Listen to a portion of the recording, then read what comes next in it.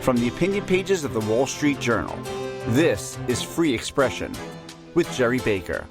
Hello and welcome to Free Expression with me, Gerry Baker, from the Wall Street Journal editorial page. Delighted you're joining us. If you're not already a subscriber, please sign up to Free Expression wherever you get your podcasts. This week, we're looking at sports and gender. Should athletes born male be allowed to compete in women's sports?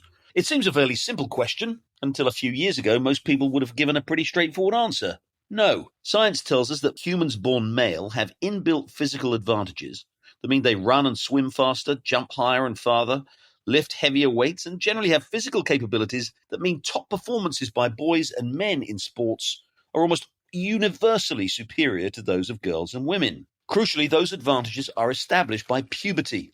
So when boys transition into girls then or later, they retain those advantages.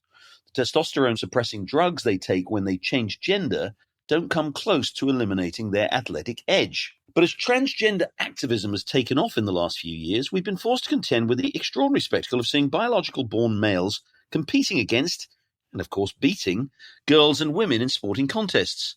This has left many women outraged at the injustice. The very principle of sex segregation in sports seems to be under threat.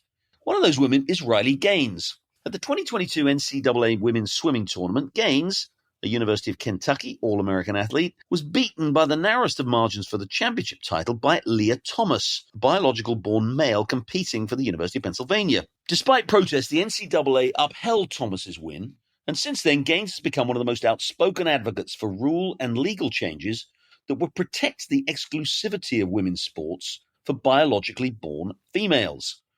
She's become a prominent spokeswoman for the Independent Women's Forum and has also become a leading protagonist in what are frequently called the culture wars, as an instant hero for many conservatives and, of course, a villain for the left. And Riley Gaines joins me now. Riley, thanks very much for joining Free Expression. Well, thank you very much for having me on. Riley, you've become a very prominent figure, but perhaps not for the reasons you expected a year or so ago when you were competing in the NCAA tournament, National Swimming Championships. You've spoken a lot about that experience and the injustice of being denied the championship by a biologically born male. So I don't want to rehash that. But what I do want to know is what made you seize that disappointment that you felt at that? And many people would be crushed, kind of move on.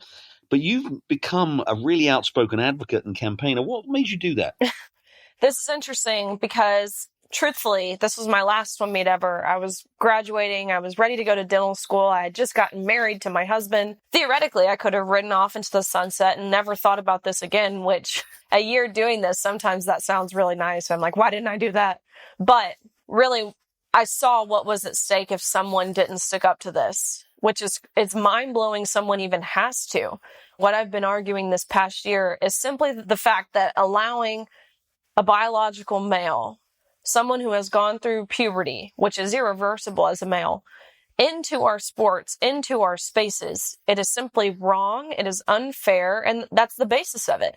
Nothing hateful, nothing opinionated. But what really thrusted me, 3 reasons. One being the past generation of female athletes. I'm so indebted to them, knowing how relentless they were in their fight for Title IX. In their same lifetime, they fought for these benefits that they're seeing through women's sports, and now they're seeing that being taken away. 2, I'm fighting for the present female athletes, the girls who are in my same position who are totally silenced. They are scared into submission. They're threatened. They're intimidated. They're emotionally blackmailed, really, into silence. They don't have the confidence and the security and the support that I do in using my voice. And 3 is the future generation of female athletes. I have a younger sister who's the Tennessee state champion in gymnastics. And again, I just got married. I can only hope one day that I get to have a daughter of my own. And I can't imagine being in the position that I'm in, having the voice and the platform and the powerful testimony that I have, and not using that to fight for them. So those are the things that really thrusted me into feeling like it was necessary for someone to take a stand in the truth and, quite frankly, common sense. You really have become a national figure, obviously, in the last 6 months or so, and you create a lot of reaction from all kinds of public figures, favorable and hostile. What I'm interested in is what's been the reaction from your fellow athletes, especially your former fellow college athletes? Do you get the impression that many, many women, or most women, are really behind you on this? Absolutely, I do. I get messages constantly from female athletes and male athletes, but specifically female athletes and parents of female athletes of all ages, all sports, all divisions, message me all the time and express their gratitude. I get messages from girls who remind me my experience is not unique because it's something they're going through as well. I got a message the other day from someone as young as 12 years old being forced to share a locker room with a boy. And this is, of course, uncomfortable for them. And so speaking for female athletes, I'm certain that I speak for the overwhelming majority of us, but not just female athletes. This is the overwhelming majority of the population of, truthfully, the planet, not even just our nation. The overwhelming majority of people understand that men and women are different, regardless of what you see in the media and regardless of how the loud minority speaks about this. The overwhelming majority of people support the fight that I'm fighting for, and they understand that allowing men in women's sports is wrong and it's unfair, and it puts women's sporting category at jeopardy. What's been the reaction from trans people? Again, you must know either from college or elsewhere, but certainly, obviously, since you become a public figure, you'll have heard from a lot of them. Do you sympathize with the reaction that some of them have, that they see your outspokenness, they see this somehow as an attack on their fundamental human rights? What sort of a reaction do you get? This group, really the LGBT community as a whole, it's kind of split. I've talked to many people, especially within the LGBT community, who are so frustrated by this T portion because they feel as if they're setting even them backwards. I feel as if, and this is the message that's been communicated to me from this group, the LGBT group, they feel as if they've finally gotten to a place of acceptance. They were able to love who they wanted to love and marry who they wanted to marry for the most part. But now, this T movement, it's making them all look bad because they're all grouped together. That being said, I've talked to many people within the trans community who understand this is wrong. One trans woman I've talked to at great lengths actually about all of this stuff. This is, of course, a biological male who understands being a trans woman is just that. Trans women are not women. Trans women are trans women. It's a subset of a biological male because no matter what, you can't change your sex. And that's what sports relies on. It relies on your sex. It relies on your biology, your physiology, your anatomy. It doesn't care about your feelings. It doesn't care about how you identify yourself. That doesn't change the advantages that men have versus women. So this community, it's of course split, but oftentimes you hear, again, the loud people within this community. Do they see your campaign as an infringement of their human rights, and do they challenge you over that? Right. And you asked me if I sympathize with them. At first, I did sympathize. I never wanted to come across in a way, and I still stand by this, I never want to come across in a way that's disrespectful, and I always want to be compassionate. But at that same time, I felt like I had to apologize for feeling how I felt. I felt like I needed to start off with, I'm sorry for feeling this way, but when talking about the locker room, when talking about the unfair competition. But now I've realized I don't need to feel sorry for feeling uncomfortable, and I don't need to feel sorry for not wanting to compromise equal opportunities. And so I will say my sympathy has kind of decreased because at first I looked at this group as an extremely ostracized, marginalized group. And while I do believe there is some discrimination there, trans individuals have every right to play. They have every right to do anything that any other human has a right to do. They're not missing out on any rights. There's no discrepancy there. And so I've kind of lost a sense of, I don't want to say compassion because I am still compassionate, but I've lost a sense of sympathy because, and I've also realized a lot of these people in this community, they don't sympathize what we're feeling. They're not compassionate towards us giving up our safety, our privacy, our fairness, our dignity. Respect is something that goes both ways, and I don't feel as if it's going one way right now. Therefore, it's hard to sympathize. We're going to take a short break there, but when we come back, I'll have more with Riley Gaines on women and transgender athletes in sports. You're listening to Free Expression with Gerry Baker. Don't forget, you can listen to the latest episode anytime on your smart speaker. Just say, play the Opinion Free Expression podcast. Now, back to Gerry Baker. I'm back with Riley Gaines, champion college swimmer and outspoken advocate for women's sports, on the rising controversy over transgender athletes. What's, in your view, is the right approach? What should be the rules? Because this is obviously a very live topic. Many states are passing laws about competition by trans athletes in women's sports. Just saying, we can talk about this a little bit too. The recent Biden administration planned changes to interpretation of Title IX. Some people say that there are different stages of development at which maybe we should consider allowing trans people. Is it your view that anyone who was born male, whenever they transitioned, whenever they went through the regendering process, anyone born male should not be allowed to compete in any women's sport, high school, college, professional? Would that be what you would favor? Yes, it is, to be totally frank. No male, regardless of age, sport, division you're playing at, should compete against a woman. Women should not have to compromise anything in regards to their sport. A lot of people make the argument that testosterone suppression has an effect. We know, we have the science, we have the data that tells us 12 months of hormone suppression is not enough to mitigate male advantage. There's no amount of hormone suppression that could mitigate male advantage. Even if men could get to equivalent testosterone levels as women, there are still advantages that will never go away. Of course, you have lung size, heart size, you have height. It sounds silly, but even something as simple as men have a 40% on average larger throat than women. That doesn't sound like a big deal, but look at swimming, which was my sport. When you're grasping for air, having a 40% larger throat, that's huge. That's an advantage that will never be taken away with hormone suppression. So I believe if you were born with a Y chromosome of any capacity, you should not be allowed to compete against someone who has XX chromosomes. And one thing I'm always interested in is what that might mean in terms of the way in which women and men's sports should be viewed. We've obviously had segregation in men's sports for precisely the reasons you've just explained, the physical differences between men and women. And yet at the same time, we have seen in the last few years this push for equality between men's and women's sports, and in particular in terms of equality of remuneration, of professional rewards. And we're seeing this in widespread. I guess a slightly provocative question, but if men do have the capacity to run faster and jump higher, and a man against a woman in a tennis match, the top man against the top woman would universally beat the top woman in a tennis match. Why should there be equality of pay and equality of reward for women when, by everybody's acknowledgement, or not by our acknowledgement, they are physically not as capable as men? Saying men on average are taller, faster, stronger, more powerful, they can jump higher. Of course, again, the bell curve here on average, that is true. But that's not to say that women are inferior. That's not to say that women are not strong. We are not capable of amazing things. We just have different physical ceilings.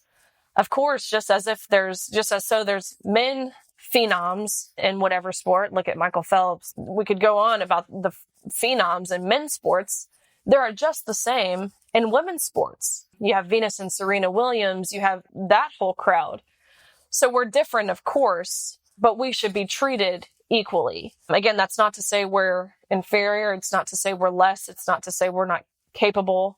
We are unique, and we deserve to be celebrated and honored and recognized as such. Yeah, I'm playing devil's advocate a little bit here because it's hard to disagree Absolutely. with a lot of what you say. But let me give you a quote. So obviously people who've pushed back against this idea that exactly what you propose, which is that trans people should not be allowed to compete, competitive. I mean, of course, you say, of course, they should be allowed to participate in sports, but they shouldn't be allowed to compete competitively against women. Let me give you a quote from somebody from the ACLU, explaining why, in their view, trans athletes have every right to compete. And they say something like this: trans athletes vary in athletic ability just like cisgender athletes. One high jumper could be taller and have longer legs than another, but the other could have perfect form, explains Andrea Yearwood, a student track athlete. One sprinter could have parents who spend so much money on personal training for their child, which in turn could cause that child to run faster. I'm trying kind of not to sort of laugh as I say this, but what's your response to that? That there are always going to be differences. Some people are going to have advantages and other people are going to have disadvantages. There's no real level playing field before people come into a sport. So why are we saying, it's okay if you've got it? By the way, you're obviously a tremendous athlete. You have some probably genetic advantages from your extremely successful athletic parents. Why should trans people be treated differently from people who have other advantages? Absolutely. That is extremely true, that there are always factors that go into success, whether that be athletic opportunity, resources, your diet, your sleep. There's so much that goes into being successful. That being said, the whole argument here is if you take a male, let's look at the world record level. Let's look at the world record 200 backstroke. Again, I'm a swimmer, so I know this well, but this is unanimous across the board, regardless of event, the distance of the event, any event, sport where the time is objective, like track and field, swimming, where there is a time. Let's look at the world record holder in the 200 backstroke for men versus the world record holder in the 200 backstroke for women. The male, on average, again, regardless of what the event is 10 to 12% faster than the woman. That's, of course, a very large margin when you're racing a 2-minute race. 12%. That's a lot, especially when you're fighting, doing everything you can to shave merely a few 100ths of a second off of your time. So look at that for what it is. And then let's look at someone like Michael Phelps. This is someone who does have genetic advantage. He is someone who has Marfan syndrome, which makes his limbs longer. He has more elasticity in his joints. And people often say, I hear this argument a lot. If you want to get rid of genetic advantage, then why don't we ban Michael Phelps? That is not what we are saying here. Right. The genetic advantage that Michael Phelps possesses over his competitors is in the decimals in terms of performance gap. Refer back to that 10 to 12% performance gap between men and women who have the same training, essentially, the same resources, they've competed at the same level. That's what the argument is. If you took Ryan Lochte, who is the 200 backstroke record holder, over and compete against the women, it would be abysmal. He would dominate. He would destroy. Playing sports, especially at the competitive elite collegiate level, it's about winning. It's not about feelings. It's about competition, winning. If it wasn't, players wouldn't get cut and coaches wouldn't get fired. But that is what it's about. And so to deny that's what this whole argument is this is not lateral. You don't have a successful woman. And there's many examples of this, and I could list them off, but I know we probably don't have time. There are many examples of trans men who are biological women now competing against the men. And of course, their trajectory, they go from being someone ranked higher to ranking lower. And it's the opposite for trans women, biological men competing against women. That's the whole argument. What about the argument that, trans people face all kinds of disadvantages? They face bullying in school, and there is some evidence to support this, that they are treated as outcasts. And actually, by banning them completely from competitive sports, you're kind of contributing to that environment of bullying and discrimination against them. No one is banning them completely. That is a common misconception that the left loves to push, is that we are banning trans athletes. This is not banning anybody. Everyone is able to compete. It's just about ensuring people compete where is fair and where is safe. And again, sports is not about humanity. Yes, there are pieces of it like teamwork. You get to build relationships. Of course, many sports are fun. There are values of that, but that's not what sports is about. It doesn't care about your feelings. Sports never once asked me, okay, Riley, do you think you can jump in this really cold pool at 5 a.m.? It doesn't care about your feelings. It doesn't care about your identity. Again, it relies on your physiology. It relies on your sex. And to disregard that, to deny that, is denying science. It's denying truth, common sense, logic, reasoning, all of the things. Again, there is important pieces in sport that everyone benefits from. But to take those opportunities and those skills, those characteristics away from women in the guise of being inclusive, it's not inclusive. It's exclusive. It's exclusive to the very female athletes who the women's sporting category in Title IX was created to recognize and protect. Let's broaden this out. I really want to get your view on the broader question of gender identity and the way this has become such a hot political issue and cultural issue in the last few years. And again, as someone of your generation, I come from a very different, a much older generation. But again, when I was growing up, throughout my life, I've known trans people, and it's been a phenomenon. It has been for almost as long as humans have been humans. But it does seem in the last remarkably short period of time, the last 10, 15 years or so, that this idea that there is gender fluidity and that you're not really born with a gender, the gender is something that kind of emerges over time, or you choose it, or whatever it is, that seems to be a very, very recent phenomenon. You see these polls now which suggest that very large numbers of people of your age and younger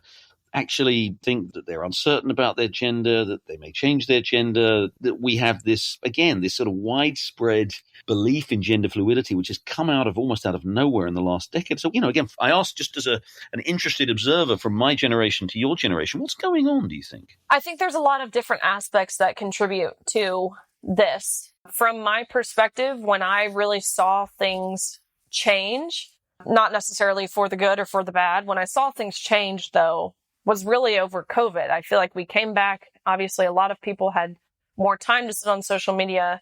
Different things were being pushed on social media. My understanding is this time period where we all had essentially nothing to do. I feel as if this contributed to a lot of the things going on. Of course, this is now translating. It's not just sports. We're seeing this whole gender ideology movement We're seeing it in prisons. We're seeing it within the education system, be highlighted throughout healthcare systems. So this is happening at a much larger scale than just women's sports. Gender, it's an interesting construct because you have some people who relate gender and sex and say they are the same thing. You have some people who can acknowledge there are, in fact, two sexes, not in regards to male versus female. Of course, you have diagnosed sex disorders, but you have male versus female, and they can understand gender can be whatever. So it's interesting to kind of sit back and look at this and see, one, how this has played out throughout history, what other cultures kind of look to, how that works, and where that has taken them. So there's a lot of different pieces going on to it. But in regards to the changing of the language we're using, I know we mentioned these terms being fluid, such as feminism. Feminism now has a different meaning. We're changing words like mother is now deemed offensive and breastfeeding is now deemed offensive to some people. There's certain lists out there. They're changing dictionary definitions of the word woman. Truthfully, they're asking us to deny objective truth as when we're denying what man versus woman is, denying the sheer essence of humanity. So those two things on top of the silencing piece, the submission that universities in particular are putting on their female athletes, corporations are putting on their employees.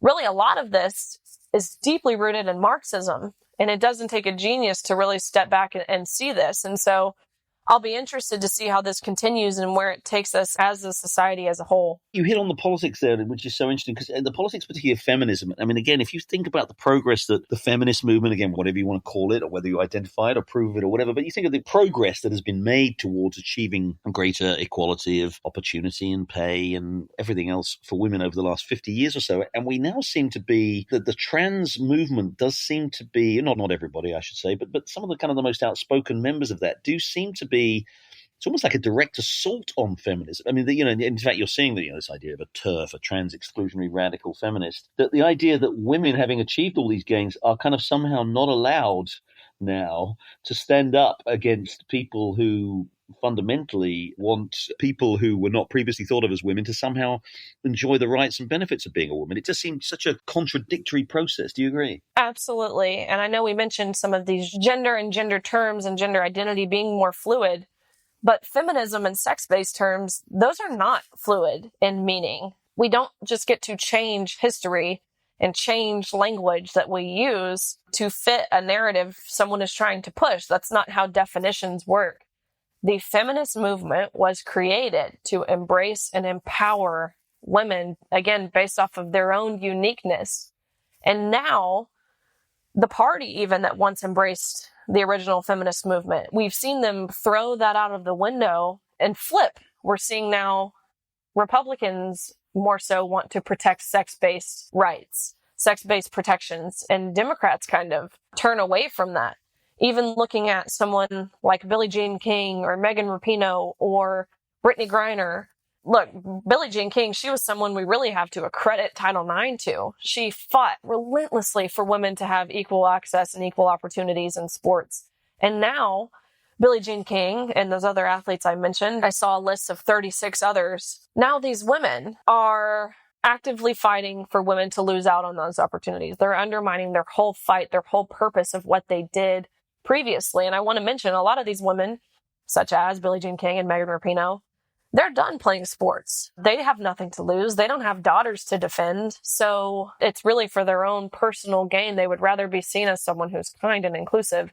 But I can guarantee you, if Megan Rapinoe had to lose out on the women's U.S. national soccer team to a male, that is not something that would have sat well with her, and it shouldn't have. But yes, it's interesting how quickly the narrative has flipped, and we are seeing the different political parties take an opposite approach that they once took. We talk about politics and what a hot-button political issue this is, and you've become, again, very much engaged in that political debate. You've attracted some controversy for some of the things you've done there.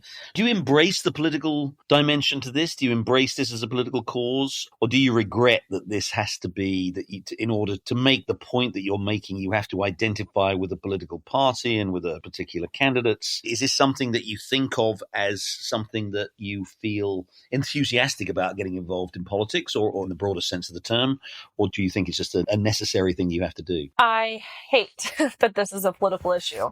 Sports is something that should never, ever be political. But of course, it was inevitable that it was going to turn this way. That being said, I even created my own PAC where I was willing to endorse any candidate, regardless of where you stood politically, whatever your party affiliation was. I was willing to raise money and cut a check to any representative or politician who was willing to say, I will protect women's sports. Of course, that only went one way. So it puts me in a hard position. I've very quickly been labeled as a right-wing grifter, all of the different names, all of the different things, but I've constantly reached out to CNN and MSNBC and left-leaning sites to which they respond to me when I tell them I would love to share my perspective in whatever capacity. They respond to me, we don't want to give you a platform to spread your hate. They don't even want to hear it. No, they constantly report on the issues, but they're not considering the perspective of someone who actually faced this firsthand and saw the effect this had on female athletes. So my eyes have been opened. Again, this is in regards to both parties. It is not just one. My eyes have been opened to how the political sphere operates, how the media operates. Both sides are biased. That's very obvious to many people. I at least hope it is. So it's hard. You do get labeled all kinds of names. I get called even, of course, you're transphobic, homophobic. I get called racist. And I'm just kind of like, what does this have to do with race? But it's because if you align yourself with certain people, they will throw whatever label they can your way. Mainstream media outlets really will describe what you're saying as hate speech. Is that what you're encountering? Absolutely, it is. You become, a champion for a lot of people, as we've discussed, a bit of a villain for others. You've just got married. You're presumably starting out on that exciting phase of your life. You've got your professional qualifications, presumably, that you're working towards. What do you plan to do? I mean, both with this issue, more broadly, what's next for you in your life? Really just continue doing exactly what I'm doing. Talk to anyone who will listen to me, continue getting in front of state legislature and at the federal level, of course, fighting to protect women's sports. It would have been very easy for me to, I know we mentioned this, but not take this route. But I see what's at stake here. I know what will happen if someone doesn't take this route. It's only a matter of time before one male winning a national title becomes 3 and then 5 and then 10 and so on and so on.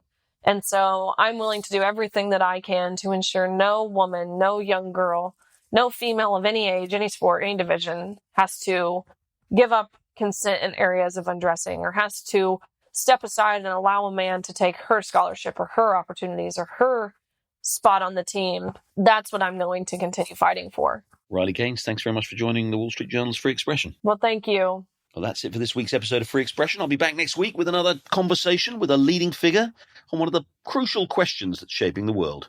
Until then, thank you and goodbye.